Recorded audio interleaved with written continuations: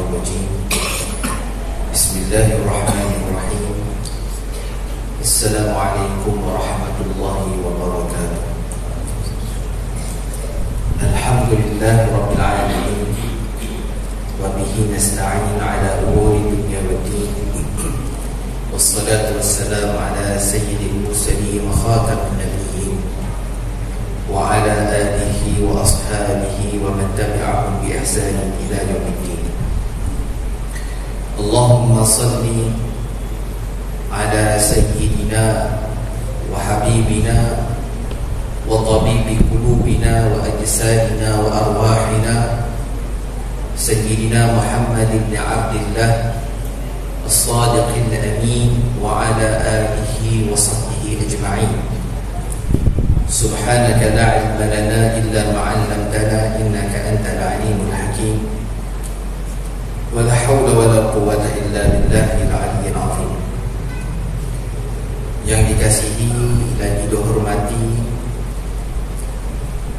Ustaz Tuan Nazir, Ustaz Syamsuri Hafizahullah Ta'ala, barisan AJK Masjid Nurul Yaqin, hadirin dan hadirat yang dirahmati Allah Subhanahu wa Ta'ala. Pada malam ni kita sangat-sangat bersyukur pada Allah Subhanahu wa Ta'ala kerana pada malam ni Allah Subhanahu wa Ta'ala berikan kesempatan kepada kita semua untuk kita beriktikaf di dalam rumah Allah Subhanahu wa Ta'ala dan mendengar sama-sama, mengambil faedah daripada perkongsian pada malam ini, insya-Allah bersempena hari kelahiran junjungan besar Nabi Muhammad sallallahu alaihi wa alihi wasallam.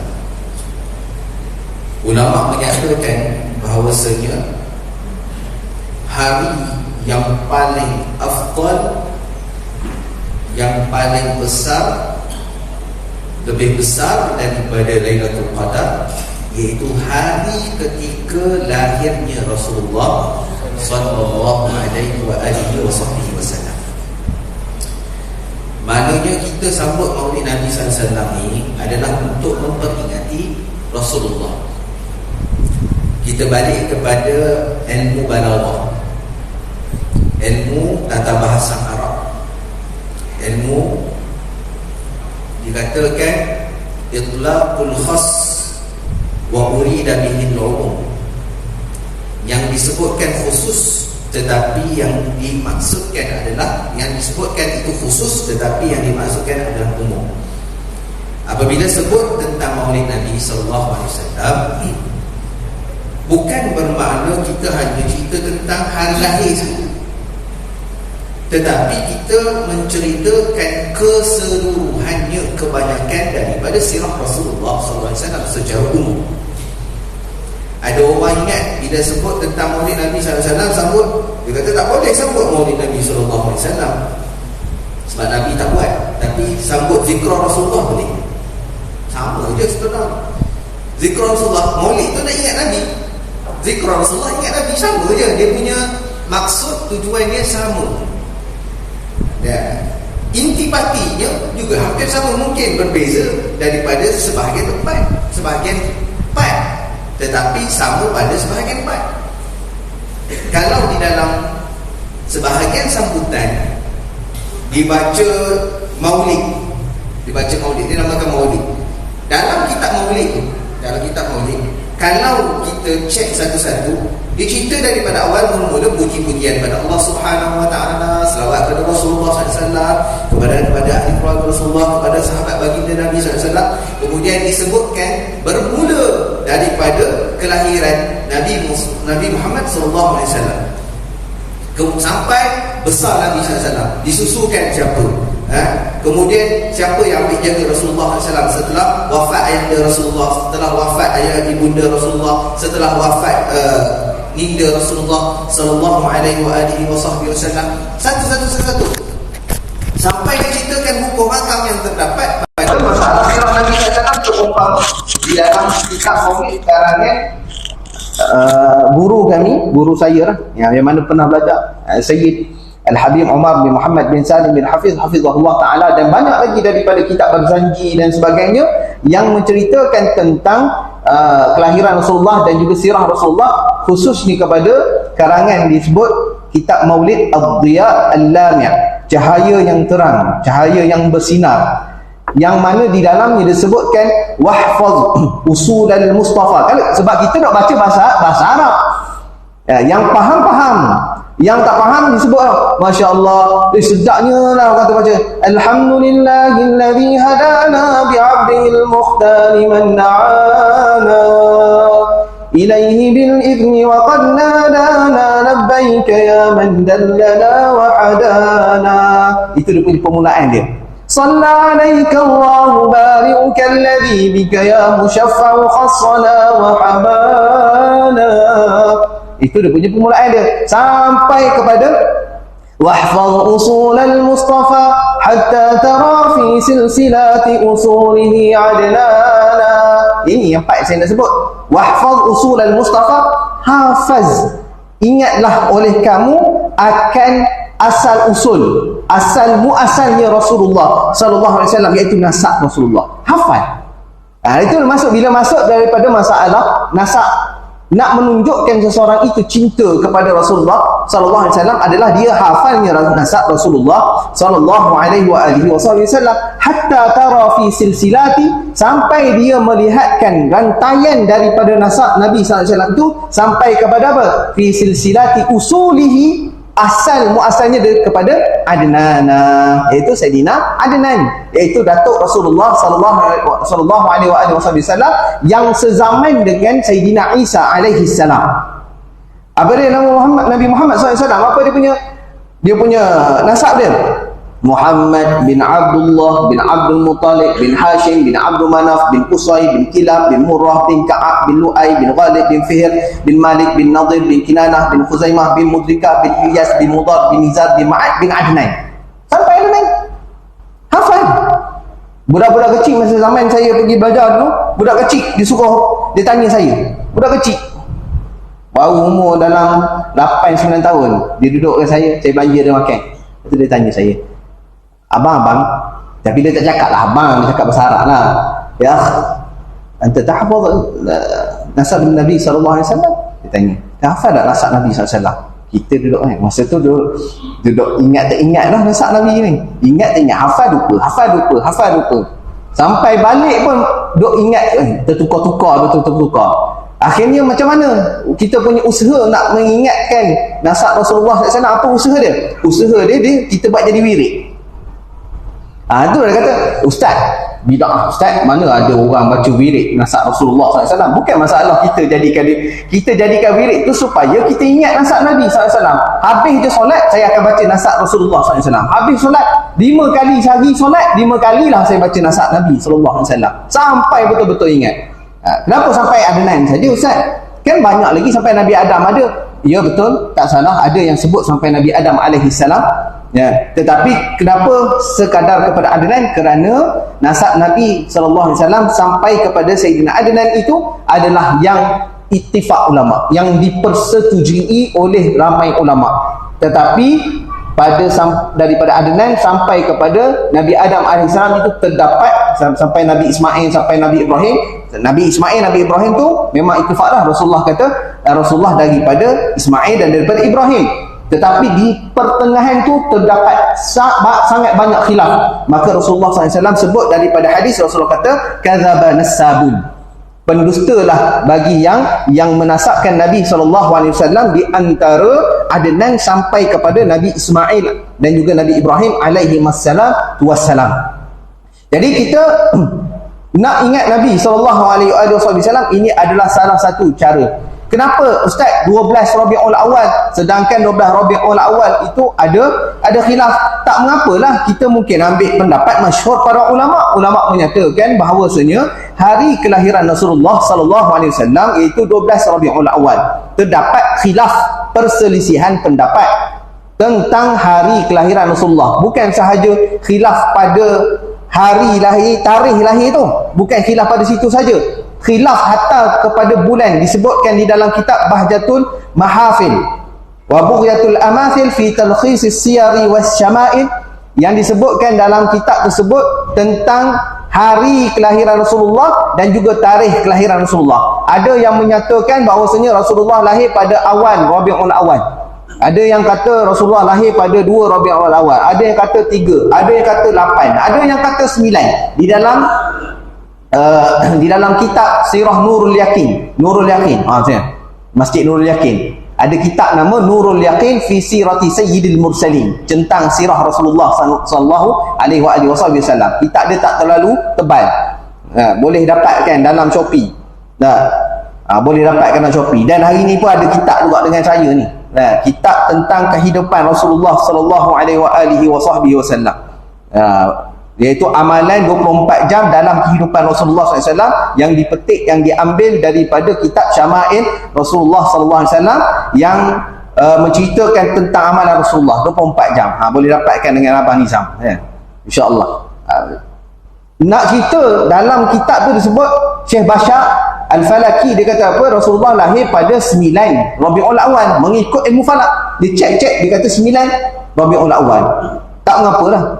Ulama-ulama yang main masuk Rabiul Awal, dia orang dah start dah, bukan tunggu 12 Rabiul Awal, start masuk je Rabiul Awal dah penuh dah maulid, sambutan membaca sirah Nabi SAW. Depan masjid ni, depan masjid ni. Kita rasa keseronokan daripada start. Pada itulah saya sebelum pergi belajar ke Yaman, bila pergi sana kita dapat rasakan suasana, baru kita rasa nilai kasih kepada Rasulullah SAW. Bila kita sambut hari kelahiran Rasulullah, sering selawat, hari-hari berselawat pada Rasulullah SAW. Dan ketika disambut dalam sambutan maulid, disusuli pula dengan qasidah-qasidah. Kalau kita tengok, kalau kita kat Malaysia, dekat Malaysia dengan Indonesia hampir sama. Bila masuk je Rabiul Awal akan buat maulid, lepas tu tengah dia akan baca qasidah. Antaranya disebut qasidah apa? Rahatin al-qiyamu tashadu fi layalil maulidi wa bari'un nuri yabdu bima'ani ahmadi. Sampai dia kata, dia masuk Abdullah. Sebab apa tu? Nak bagi kita faham. Abdullah nama ayahnya, Aminah ibundanya, Abdul Muttalib kakeknya, Abu Talib pamannya. Pernah dengar? Tak pernah dengar? Tadi saya baca, dah dengar. Dah dengar? Pernah kan saya tanya tak? Baik. Nabi SAW ingat kepada umat Nabi SAW, tapi kita ni yang ingat kepada Rasulullah macam mana? Pernah tak kita ingat macam mana Rasulullah SAW lahir? Siapakah bidannya Rasulullah SAW? Siapa bidannya? Bila Rasulullah lahir, yang menjadi bidan Rasulullah SAW itu adalah Syifa, ibu kepada Abdurrahman bin Auf. Ibu Abdurrahman bin Auf yang sambut Rasulullah SAW, yang menceritakan tentang keajaiban yang berlaku ketika kelahiran baginda Nabi SAW. Siapakah dia ibu susuan kepada Rasulullah SAW? Kita tahu ibunda Rasulullah SAW Aminah bintu Wahab Az-Zuhriyah. Itu ibunda Rasulullah. Rasulullah ada ibu yang lain, iaitu ibu susuan. Siapakah yang pertama yang menyusukan baginda Nabi SAW? Al-Syekh Dr. Yusri Al-Azhari hafizahullah ta'ala, beliau ulama daripada Mesir. Beliau menyatakan kalau yang pertama memanglah tak lain tak bukan ibunda Rasulullah SAW lah. Tapi yang setelah daripadanya adalah Suwaibah. Suwaibah ni siapa? Suwaibah adalah hamba kepada Abu Lahab. Apabila lahir Rasulullah SAW, jadi Suwaibah ni berlari ke rumah Abu Lahab, pergi ke Mekah. Yang mana sudah pergi ke Mekah buat umrah ataupun buat haji, dia akan tahu kat mana rumah Abu Lahab. Tahu rumah Abu Lahab? Dia tak tulis lah rumah Abu Lahab, tak ada lah tulis. Tapi sejarah menunjukkan di situlah rumah Abu Lahab. Rumah Abu Lahab itu bertentangan, berhadapan dengan tempat kelahiran Rasulullah SAW, iaitu rumah Sayyidina Abdullah, ayahanda Rasulullah SAW. Itu berhadapan. Kalau sekarang dah jadi tandas, berhadapan betul-betul. Baik. Bila Rasulullah lahir, Suwaibah bagi tahu kepada Abu Lahab, ya tuan sudah mendapat anak saudara. Aku dapat anak saudara. Oh, engkau aku bebaskan. Dibebaskan, hamba dibebaskan kerana apa? Kerana hanya semata-mata bawa kabar gembira bahawasanya dia dapat anak saudara. Kemudian disembelih beberapa ekor unta kerana kegembiraan hari kelahiran Rasulullah sallallahu alaihi wasallam. Dan disebutkan di dalam kitab Al-Bukhari, disebutkan Sayyidina Abbas radhiyallahu taala anhu bermimpi bertemu dengan Abu Lahab. Tengok keadaan Abu Lahab, teruklah, kena seksa. Tapi dia tanya, wahai Abu Lahab, bagaimana keadaan kau? Teruk, aku kena seksa. Tapi setiap hari Isnin aku diringankan azab oleh Allah Subhanahu wa taala. Diringankan azab. Kenapa? Kerana gembira hari kelahiran Nabi Muhammad sallallahu alaihi wasallam. Jadi para ulama mengambil itu sebagai dalil. Kenapa? Itu mimpi. Tapi disebutkan dalam kitab hadis Nabi sallallahu alaihi wasallam menjadi sandaran. Disebut. Kan kita kata berdalilkan dalil. Ada dalil. Baik, tak apalah, kalau tak nak terima tak apa, tak nak masalah. Tak ada masalah. Siapa yang sambut hari kelahiran Rasulullah? Kita ada tabung bergerak tu. Baik. Dia untuk aktiviti keagamaan di masjid ni. Baik, insya-Allah. Sambil waktu apa ni Ustaz promote ajalah. Baik. Baik, insya-Allah. Ada khabar rahsia tak diberitahu. Lepas ni baru diberitahu. Baik, sambung dulu nanti insya-Allah. Nabi sallallahu alaihi wasallam adalah orang pertama. Nabi SAW sendiri, Nabi SAW sendiri yang menyambut hari kelahiran Rasulullah SAW. Tak boleh cakap. Kalau orang nafikan, maknanya dia tak baca hadis tu. Saya nak tanya lah, tak apalah, hari ni hadirin dan hadirat yang dirahmati Allah Ta'ala, hari Isnin puasa tak? Yang mana puasa-puasa lah, jangan Ustaz ni saya dah tak puasa hari Isnin, tanya pula. Tak apalah, sekali seumur hidup pun kira puasa lah juga. Kata Imam Nawawi rahimahullah ta'ala di dalam kitab Al-Adhkar, Imam Nawawi kata, kalau kamu dengar satu amalan, maka kamu amalkanlah walaupun sekali seumur hidup. Itu teruk sangatlah, sekali seumur hidup. Kenapa? Supaya nanti kelak dekat akhirat kamu dicatat, ditulis nama orang yang beramal dengan amalan tersebut. Sekali pun tak apa. Tapi kalau ramai semua tak apalah, bagus lagi, baik. Baik. Puasa hari Isnin? Puasa hari Isnin. Alhamdulillah puasa hari Isnin. Kenapa puasa hari Isnin? Sebab ada sahabat bertanya kepada Rasulullah tentang puasa yang hari Isnin. Su'ilan Nabi sallallahu alaihi wasallam an shaumi yaumal Isnin. Nabi ditanya tentang puasa hari Isnin. Dengar baik-baik dia punya ni, tapi bukan bahasa Arab, bahasa Melayu. Baik, faham. Bila Rasulullah ditanya tentang puasa hari Isnin, Rasulullah kata apa? Zaka yaumun wulidtu fihi. Pada hari tersebut aku dilahirkan. Tak jelas lagi. Puasa kenapa? Kerana Rasulullah dilahirkan. Puasa itu menyambut hari lahir. Dah sambut tak? Sambut. Dah. Selesai. Ada dalil. Tak ada masalah. Yang tak nak sambut tak ada masalah. Yang nak sambut alhamdulillah. Kerana nak ingat Rasulullah sallallahu alaihi wasallam. Nabi sallallahu alaihi wasallam pertama sekali ibu susuan Rasulullah iaitu Suwaibah. Yang kedua iaitu Halimah Sa'diyah. Halimah Sa'diyah semua tahu. Tapi bagaimanakah Rasulullah sallallahu alaihi wasallam sampai dapat kepada Halimah Sa'diyah untuk menyusukan Rasulullah sallallahu alaihi wasallam? Betapa beruntungnya Halimah Sa'diyah kerana menyusukan Rasulullah sallallahu alaihi wasallam.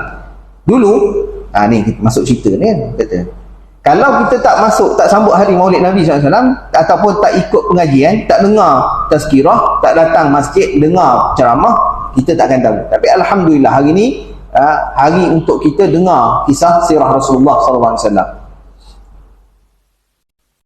Nabi SAW ketika lahir, dan ramai lagi yang lahir pada waktu itu, jadi orang Badui ni dia akan datang pergi ke bandar. Badui ni dia orang pendalaman perkampungan untuk cari anak untuk disusukan. Dia orang yang keluar sekali dengan Halimah Sa'diyah, dan Halimah Sa'diyah semua dah dapat dah kecuali Halimah Sa'diyah. Cari tak ada. Sampailah nak diceritakan keberkatan Rasulullah nak diberikan kepada Halimah Sa'diyah, diberikan. Akhirnya pada last sekali datanglah orang menghantarkan Rasulullah sallallahu alaihi wasallam. Masya Allah, dia bawa dah Halimah Sa'diyah ni orang miskin, tak ada apa-apa, bawa balik ke rumah. Sampai di rumah tak ada apa-apa, kambing semua kurus, sebab pada waktu tersebut adalah waktu kemarau.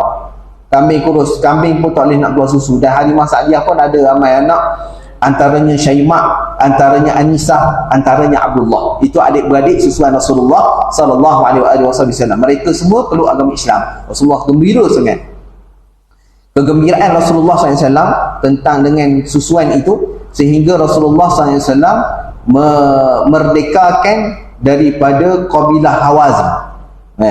Lebih kurang dalam 6,000 orang, 6,000 daripada mereka yang dijadikan sebagai tawanan, akhirnya dibebaskan oleh Rasulullah SAW kerana gembira.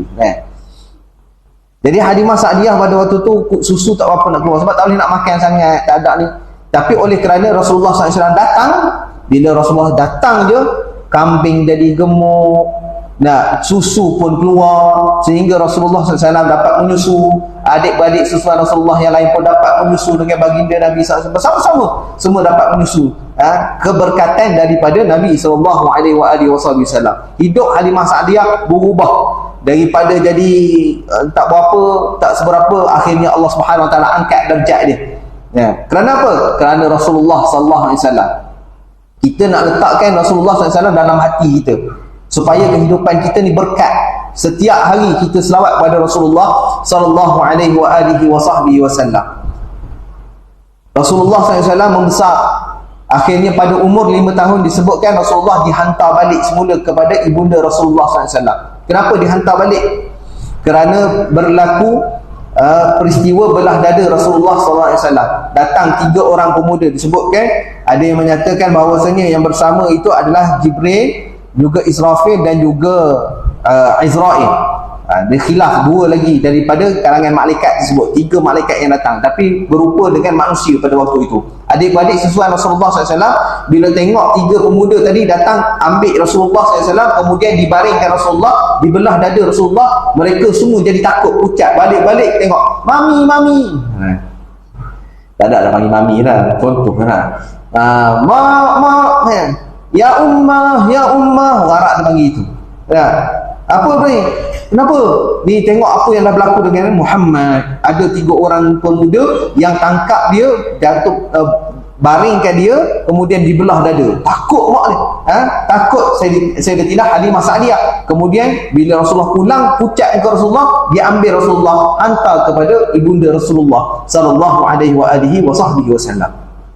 Kemudian dibawa Rasulullah SAW. Ayahanda Rasulullah disebutkan wafat ketika baginda dalam perut berumur 2 bulan. Kemudian lepas wafat, kemudian ziarah makam.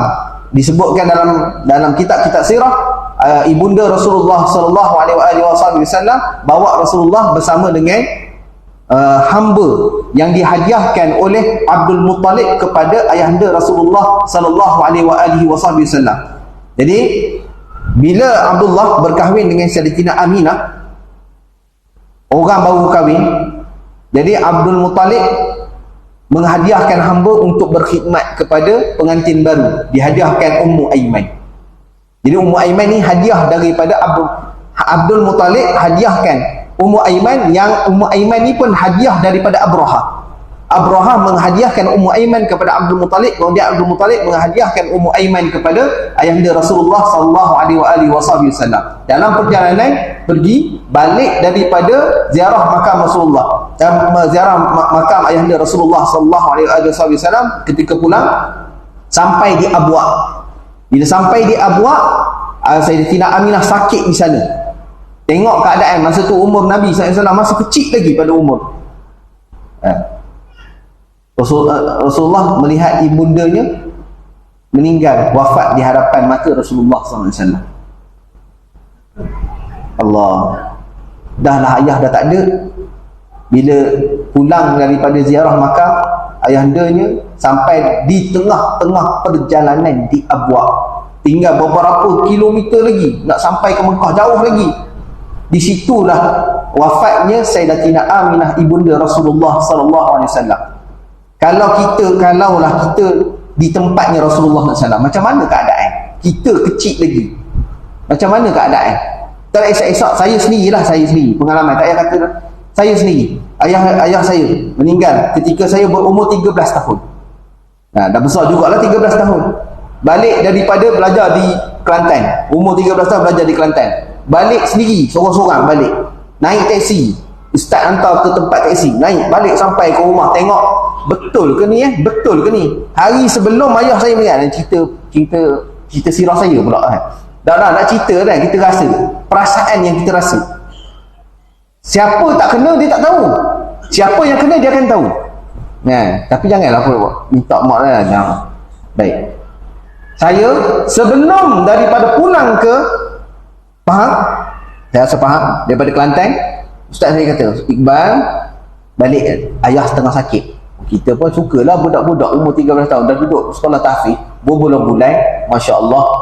Orang Indonesia kata sumpak juga. Sumpak ke sumpak? Boring, bosan semualah. Budak kecil nak main je tahu tapi dah dapat balik seronok. Ustaz, nanti saya nak ambil duit. Tak apa, esok okey. Beli tiket, ambil duit, pergi duit simpan dekat office, dekat pejabat. Esok ambil duit, beli tiket bas. Pagi esoknya ustaz kata, macam ni, ikut ustaz, saya nak ambil duit. Ambil duit buat apa? Nak beli tiket, betul nak beli jubah. Tak ada, jom ikut. Kita pun pelik. Pelik, kenapa? Tak tahu. Sampai dekat tempat taksi, baru dia kata, ni budak ni nak hantar balik ke Pahang. Kenapa? Ayah dia meninggal. Semalam kata sakit, hari ni meninggal. Betul ke tak? Sudah. Kita pun betul. Takutlah mungkin ni kita pun ustaz ni takut dia nak suruh cepat-cepat balik sempat jumpa dengan ayah. Nak kata supaya tak sedih. Sampai tengok kereta banyak duduk kereta derek kereta. Sampai ke rumah tengok naik berderai mata tengok ayah kita duduk dalam keranda. Ni Nabi SAW berhadapan dengan ibunda Rasulullah SAW duduk di depan. Lepas dikebumikan ibunda Rasulullah SAW, pulang dengan siapa? Ummu Aiman bawa jaga Rasulullah SAW. InsyaAllah. Kita ni nak dengar ni. Sebab tu kita datang majlis maulid Nabi SAW tu baru awal. Belum lagi waktu Rasulullah wafat. Baru awal sahabat radhiyallahu ta'ala anhum, beberapa orang sahabat, antaranya Sayyidina Abu Bakar, antaranya Sayyidina Abdullah bin Abbas, mereka dah rasa dah akan pergi Rasulullah SAW. Mereka dah menangis awal lagi dah. Sedih. Sebab apa? Sebab mereka, anak, isteri, kalau perempuan, suami, anak, mereka tak hirau. Yang penting Rasulullah dulu. Ketika dalam peperangan, seorang perempuan, bila orang yang keluar perang balik je, dia akan pergi, dia kata, Rasulullah mana? Rasulullah. Datang orang beritahu, suami kau syahid. Rasulullah mana? Dia tak hirau. Rasulullah mana? Datang orang, anak kau syahid. Dia tak hirau. Rasulullah mana? Tu Rasulullah. Allahu Akbar. Seronok dia tengok nampak Rasulullah SAW. Dia tak fikir dah suami dia tak fikir dah anak dia. Rasulullah dulu. Tengok cinta dia. Sebab itu dalam qasidah tu nak mengajar kita, nak mendidik kita untuk cinta kepada Rasulullah sallallahu alaihi wasallam. Baik, kita berhenti kita untuk lawan azan insya-Allah. Hadirin dan hadirat yang dirahmati Allah Subhanahu wa taala. Sesuai dengan apa yang saya sebutkan tadi.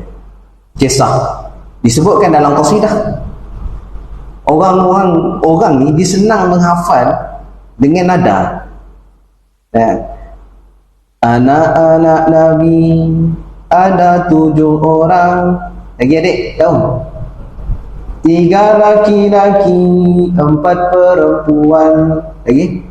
Pertama Qasim, Abdullah, Ibrahim, Zainab, Ruqayyah, Ummul Kulthum, Fatimah. Ulang lagi dah. Ulang. Senang ingat. Begitu juga dengan kitab sirah. Dibawa dengan apa? 2 bulan di kandungan, wafat ayahandanya. Tahun gajah dilahirkan yatim dengan kakeknya, sesuai adat yang ada disusui halimah. 6 tahun usianya wafat ibu tercinta. Inilah kisah sang Rasul yang penuh duka cita. Inilah kisah sang Rasul yang penuh suka duka, yang penuh suka duka. Nak, ada dalam ni? Ada. Untuk apa? Untuk kita ingat. Well, kalau kita tak dengar ni, nak hafal, nak dengar ustaz ceramah, tak jadi. Balik lupa. Ni disusun satu-satu tentang sirah Rasulullah sallallahu alaihi wasallam dalam bentuk qasidah, dalam bentuk nasyid. Satu-satu supaya kita ingat sirah Rasulullah sallallahu alaihi wasallam. Bila nak dengar, bila datang Maulid Nabi sallallahu alaihi wasallam. Hari ni kita datang. Mereka sayang sahabat ni sangat. Bukan sikit, sangat sayang kepada Rasulullah sallallahu alaihi wasallam. Sebagaimana cerita tadi, umpan tadi, mereka tak hirau dah. Mereka rela korban diri mereka kerana Rasulullah sallallahu alaihi wasallam, kerana Nabi sallallahu alaihi wasallam.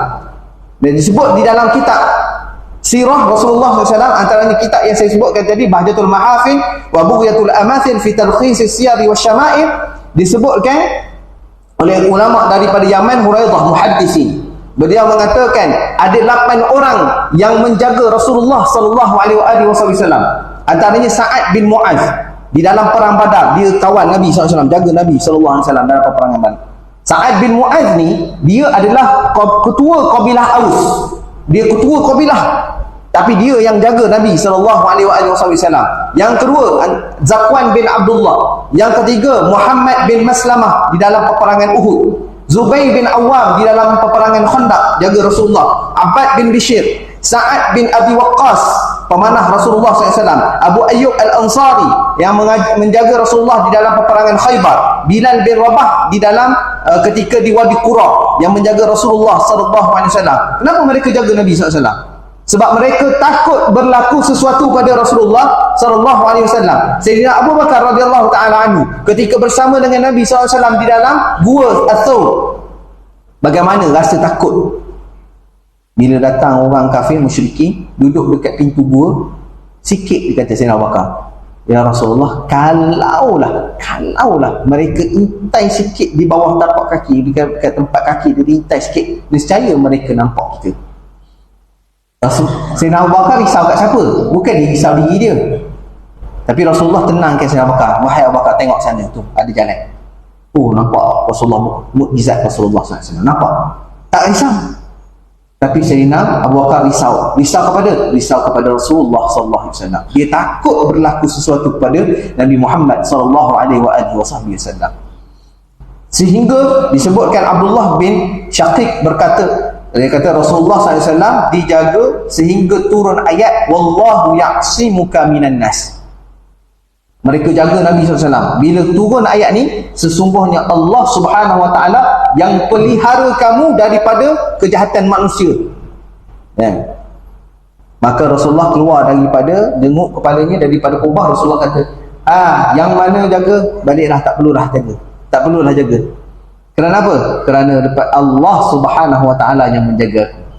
Tengok hebat iman Rasul. Turun je ayat, Allah SWT kata wallahu ya'simuka minan nas.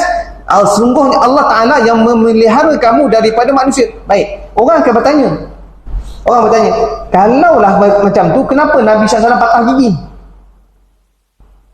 Kenapa Rasulullah didatangi oleh orang musyrikin ketika Rasulullah SAW duduk di bawah pohon sedang berehat, berteduh, kemudian datang orang musyrikin nak bunuh Rasulullah SAW. Kata Allah jaga Nabi SAW.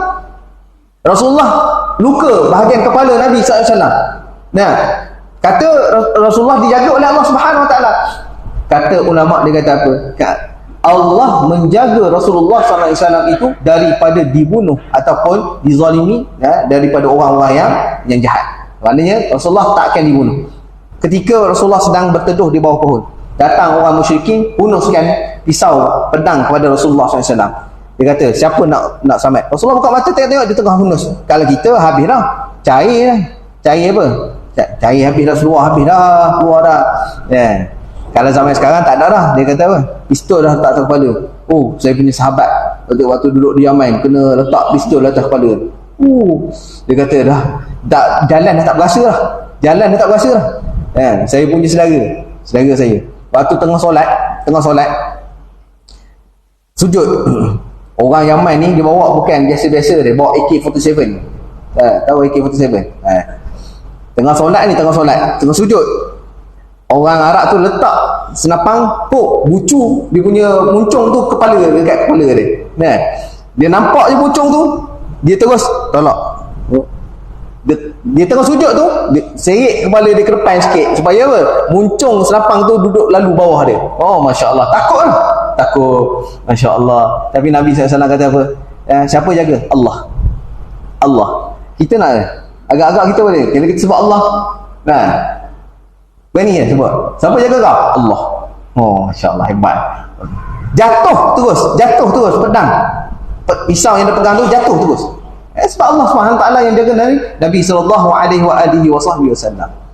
Sayyidina Bilal bin Rabah ketika wafat Rasulullah sallallahu alaihi wasallam, bila wafat Nabi sallallahu alaihi wasallam, keluar daripada bumi Madinah, pergi ke Syam, duduk sana.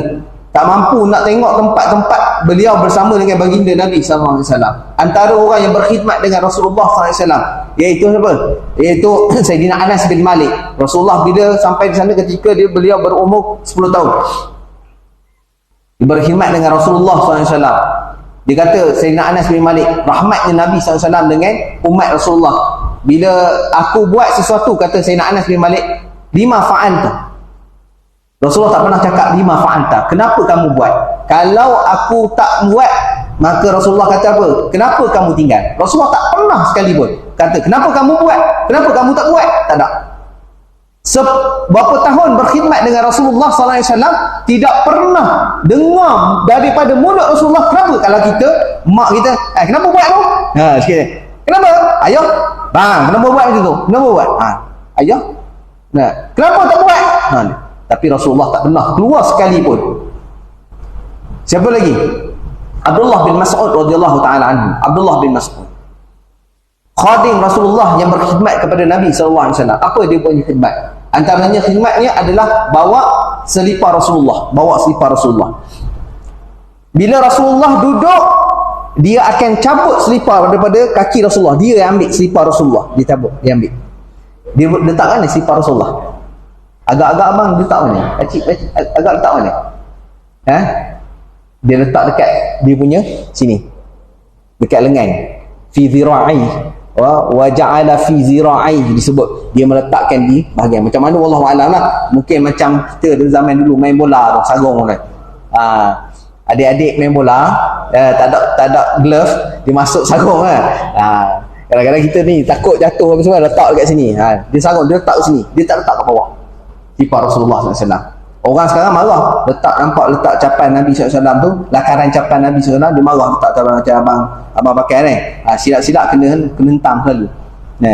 Apalah tak betul selipar pakai kat kaki. Memang betul selipar pakai kat kaki, bukan logo pakai kat kaki. Kena faham logo memanglah letak logo kau tak pakai kat kaki, yang pakai kat kaki selipar. Tapi logo selipar orang letak kat kaki logo. Tak. Anjing kat mana anjing letak anjing kat mana boleh orang Islam, tapi pakai hush puppies. Hush puppies tu logo. Najis tak boleh. Jangan pakai pakaian yang ada logo hush puppies kerana boleh membatalkan solat. Kenapa? Sebab anjing najis. Ni logo. Yang kita pakai ni logo capan. Kenapa pakai logo capan? Kerana Rasulullah SAW pakai. Kenapa tak pakai yang lain? Kerana selipar tu duduk di kaki Nabi SAW. Bila selipar tu duduk di kaki Nabi SAW, lebih mulia selipar Rasulullah daripada kita. Mulia Rasulullah. Kita tak ada apa. Sebab apa? Rasulullah ni kan dalam satu disebutkan di dalam tafsir, seingat saya di dalam kitab tafsir Imam At-Tabari rahimahullah taala, satu hari ada seorang sahabat dia jumpa Abdullah bin Ubay bin Salul. Abdullah bin Ubay bin Salul ni mengata kepada Rasulullah, oh masya-Allah, dia ni punya munafik. Sehingga bila Rasulullah datang, dia kurang adab, dia kurang ajar dengan Rasulullah SAW. Sahabat ni marah, wahai Abdullah, ketahuilah debu yang ada pada kaki kuda Rasulullah lebih mulia daripada engkau. Bukan selipar, debu yang ada kat kuda. Bukan debu yang pada selipar, debu kat kuda. Kalau kat selipar lagilah. Dia tak sebut debu yang ada pada selipar, debu yang ada pada kaki kuda Rasulullah SAW lebih mulia daripada engkau. Allahu Akbar. Tengok sahabat Nabi SAW. Apabila kita dengar cerita Nabi SAW, Nabi SAW adalah manusia yang paling rahmat, paling rahmat, sangat-sangat kasih kepada umat Nabi SAW. Sebelum kita lahir, Nabi SAW dah sebut dah umat Nabi SAW. Dan disebutkan di dalam kitab hadis, disebutkan bahawasanya Rasulullah diberikan 3 doa. Semua dikabulkan oleh Allah Subhanahu Wa Taala. Pertama, bila dia kata, wahai Muhammad, berdoa 3 kali doa. Rasulullah kata, Allahumma ghfir li ummati, ya Allah ampunkan umat. Ampunkan umat. Pertama. Okey. Yang kedua, Allahumma ghfir li ummati. Yang kedua, Allah ampunkan umatku. Doa sama. Kalau kita pertama aku doa aku nak jadi kaya raya, ya. Yang kedua aku doa tak dapat Ferrari, dapat GTR pun okeylah, ya. Yang ketiga malu pula nak cakap kan, Allah aku nak kahwin, ya Allah, ya. Yang main-main yang main-main. Kalau Allah kata mustajab doa, ya. Saya pernah waktu di Mekah, di Mekah ada kongsi ni kan, waktu di Mekah masa tu zaman bujang lagi, sekarang bujang juga 3, 4 kan. Waktu tu saya berdoa di depan Kaabah, ya Allah aku nak kahwin, ya Allah, nak keluar tawaf wadak, nak habis ni, nak balik lah tawaf wadak, doa, ya Allah aku nak kahwin, ya Allah bagilah aku isteri yang solehah, ya. Sebelum keluar daripada Mekah, orang panggil saya, Iman, dia duduk satu hotel dengan saya, tahun 2010, lama dah. Iqbal mau nikah. Nikah terus. Kalau Iqbal mau yang ada di sini, orang Indonesia. Iqbal mau yang di sini, kita nikah sekarang aja. Kita akad di sini sekarang. Nak nikah terus sekarang. Saya kata jangan ni. Bukan sekarang bukan sekarang. Terus sebab Allah makbul terus. Sekarang dia kata nak nikah sekarang. Saya kata saya ada keluarga. Takkanlah nikah tahu-tahu balik-balik bawa isteri. Haru biru dia jadi. Kekuatan doa pun ya. Baik, Nabi SAW lagi hebat. Doa Rasulullah SAW. Ini kita berada di Mekah, di tempat tawaf. Waktu bertawaf kita doa. Rasulullah bila berdoa, mesti Allah SWT kabulkan. Pertama, doa ampun umat dia. Kedua, doa untuk umat dia, ampunkan umat dia. Ketiga, Rasulullah kata aku simpan. Aku simpan dulu. Simpan bila? Hari ini akan datang, hari akhirat nanti. Allah, tak sedih lagi kita ke? Allah rahmatnya Nabi SAW. Rasulullah nak umat dia masuk syurga dengan Rasulullah SAW. Rasulullah nak tengok umat dia bahagia. Rasulullah dah doakan umat dia. Sebelum kita wujud lagi, sebelum kita keluar lagi, Rasulullah dah doa untuk umat Nabi SAW. Allahumma ghfir li ummati, ya Allah ampunkanlah untuk umatku. Dengan manusia ketika pada zaman Nabi SAW, satu hari ada sahabat datang pada Nabi SAW. Rasulullah jadikan dia sebagai imam dekat tempat dia. Tapi Rasulullah kata, kalau kamu solat, kamu fakhaffif, maka hendaklah kamu ringkaskan solat kamu. Jangan baca panjang-panjang. Supaya apa? Supaya orang dekat belakang tu tak letih. Ada orang tua, ada orang yang mengandung, ada orang yang ada anak, ada orang sakit. Jadi kamu pendekkan solat. Disebutkan dalam hadis, satu hari Rasulullah kata, aku ingin panjangkan sikit bacaan aku. Bila aku solat, Rasulullah kata, aku terdengar bunyi suara bayi menangis di belakang, budak menangis. Terus aku pendekkan solat kerana apa? Aku khawatirkan ibu dia. Anak tu nangis-nangis, ibu tengah solat, dia tak makcik-makcik, ibu-ibu yang ada kat belakang. Apa perasaan kalau dengar anak nangis? Apa dah berlaku dengan anak aku? Sudah dah ditercekik apa ke? Ada orang buat ke? Apa ke? Jadi tenang tak tenang solat? Tak tenang. Rasulullah tu pendekkan solat. Kerana apa? Kerana rahmat dengan ibu. Ya, kasih Nabi SAW. Ada seorang sahabat Nabi SAW.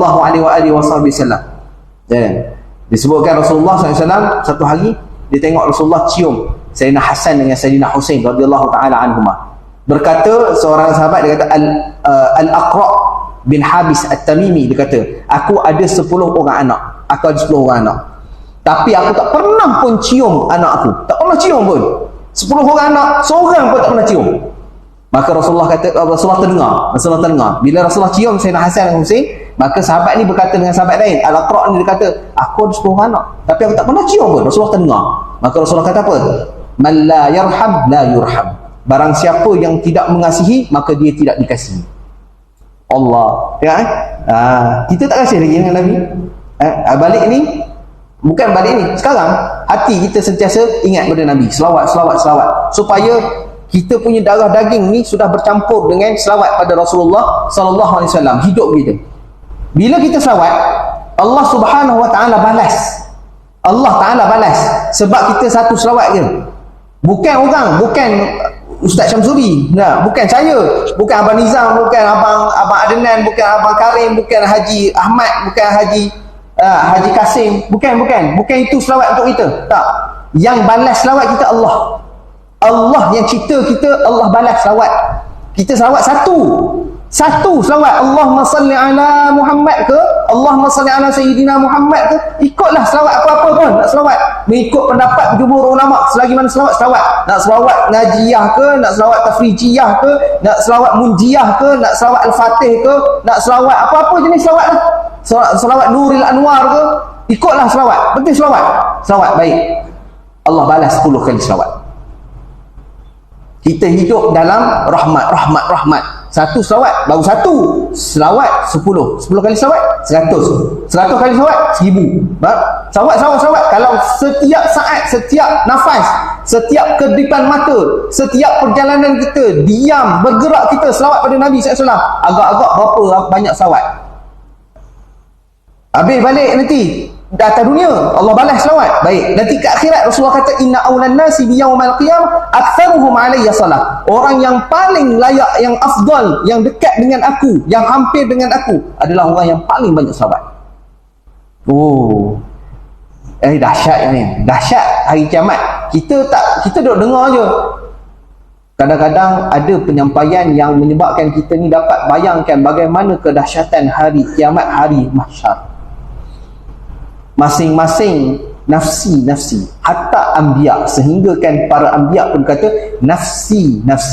Kalaulah anbiya tu nabi-nabi, kalau nabi pun kata nafsi, sendiri-sendiri. Kalau pakcik yang berjalan ni ada anak isteri masing-masing semua. Sayyidatina Aisyah radhiyallahu taala anha berkata kepada Nabi SAW, bila Rasulullah kata nanti manusia akan dihimpunkan di mahsyar uratan, tak pakai apa-apa pun. Sayyidatina Aisyah malu Sayyidatina Aisyah berubah muka, ya Rasulullah, tak ada apa-apa pakaian ke? Ya, tak ada apa-apa. Dah tu macam mana ya Rasulullah? Orang nanti tengok. Rasulullah kata apa? Pada hari tersebut tiada orang fikir dah orang lain. Tak ada orang fikir sikit. Kalau berlaku kiamat, tengah tu disebut dalam Al-Quran wa tada'u kullu dhatin hamlin hamlaha wa taran nasa sukara wa ma hum bisukara. Tengok bila berlaku kiamat, ibu yang mana yang sedang mengandung habis, gugur anak semua tinggal. Tengok manusia tu macam mabuk, sedangkan di mereka tak mabuk. Tak betul. Sebab apa? Hari kiamat berlaku. Itu kiamat baru kan? Belum lagi dekat pada mahsyar. Pada mahsyar yang matahari selingkat, air peluh sampai ke parah lutut, parah pinggang, parah dada, parah hidung. Ada yang berjalan kepala ke bawah. Bila ditanya di dalam kitab Tafsir Ibn Katsir, disebut di dalam Al-Bidayah wal Nihayah, disebutkan dalam hadis, disebut di dalam kitabnya An-Nihayah, sahabat tanya, ya Rasulullah, bagaimana keadaan kat akhir dekat pada mahsyar nanti? Rasulullah kata nanti orang berjalan kepala ke bawah, kaki ke atas. Sahabat tanya, macam mana ya Rasulullah? Engkau jangan jadi pelik. Kerana apa? Dia yang menjadikan manusia itu berjalan dengan kaki, dan dia juga yang menjadikan manusia itu berjalan kepala ke bawah. Macam mana agak-agak kita keadaan?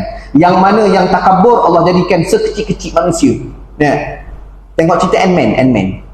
Tengok ini kecil manusia lah. Agak-agak kalau kita jadi macam tu, orang besar, elak Masya Allah. Agak-agak sebab apa? Sebab dia takabur atas dunia. Allah jadi dia sekecil-kecil manusia.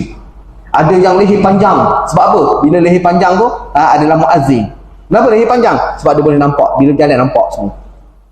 Yang jadi muazzin tu seronok. Jadi muazzin. Kelebihan macam-macam yang ada pada hari kiamat. Tapi semua tak mampu nak menanggung kedahsyatan hari mahsyar, sampai mereka minta para anbiya untuk cepatkan bila nak hitung ni, bila nak hisap, minta dengan Nabi, pergi Nabi Nuh, pergi Nabi Musa, pergi Nabi Ibrahim, pergi Nabi Isa, pergi Nabi Ibrahim, sampai mereka pun kata nafsi, masing-masing sendiri semua dia. Lepas Rasulullah kata analah, akulah yang bagi syafaat. Allah bagi Nabi SAW itu syafaat, maka berlakulah syafaat yang paling agung, yang paling besar. Bila Rasulullah bagi syafaat, kerana Allah Ta'ala kurniakan kepada Nabi SAW, barulah berlaku perhitungan, mula berlaku perhitungan. Sebab syafaat Rasulullah SAW. Untung kita takkan masuk syurga selagi mana Nabi tak masuk, tak akan masuk syurga selagi mana umat Nabi SAW tak masuk. Lepas tu baru umat dapat satu persatu dihitung sampai habis, selesai semua umat Nabi Muhammad sallallahu alaihi wasallam. Sebab apa kita dapat kelebihan tu? Sebab Nabi Muhammad sallallahu alaihi wasallam.